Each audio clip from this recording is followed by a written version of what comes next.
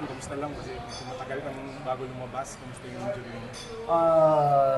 Chinek lang, pero good news kasi may maga, pero tatry namin na makalaro sa Wednesday. Maging ready lang para kung kailanganin ni coach, I think ready naman. So wala nating serious naman based sa unang prognosis. Typical na sprain ankle. So, namaga siya. Pero wala naman something na ano sa mga ligament. Jay, kung hindi ako nagkakamali, di ba, a few years ago, medyo matagal na rin yun, no? Championship Series din, nagkaroon ka rin ng similar injury.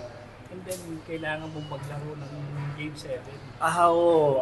I think against Inebra. Yata Oo, yun, parang ganun. So, nakalaro naman. Hopefully this Game 7 makalaro ulit. Kahit mga ilang minutes lang para makatulong sa mga Kanina, ang ganda nung hapon, yung kumbaga pagprotekta nyo sa lead sa mga kakampi mo na masaya mo sa kanilang effort. Sobrang proud ako sa kanila kasi despite na may mga ibang injury yung teammate namin, pero talagang laban lang. Yun naman yung ano namin since start ng conference na to.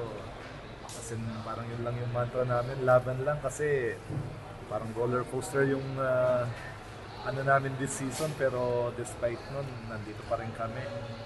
And yun nga, lalaro ulit ng Game 7. So para sa amin, sobrang parang grateful kami na umabot ulit ng Game 7 and may chance ulit manalo ng championship. So sa amin, parang it's a blessing na yun sa amin.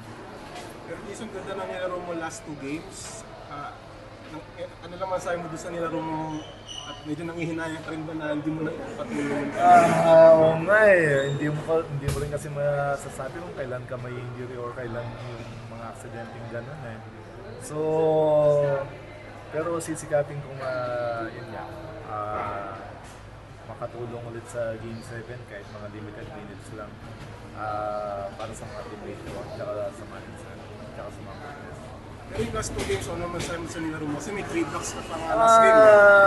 Sobrang na-inspire lang din ako at saka makatulong sa team kasi yun nga, kailangan ng something na mag-spark para at least ma-motivate yung mga team.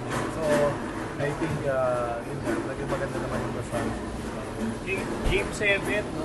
Pero this is a better position din sa inyo para manalo ng championship. If ever you win a championship, how does it mean to you? Gaano ka special din sa'yo?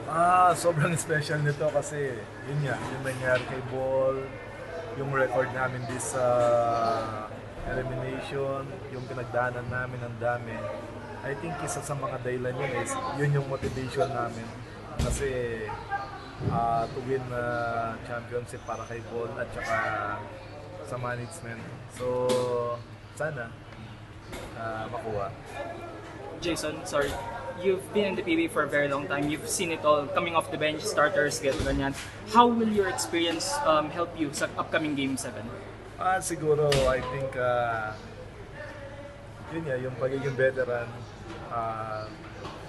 magbigay ng mga advice sa mga starter namin or sa mga young guns na nandun.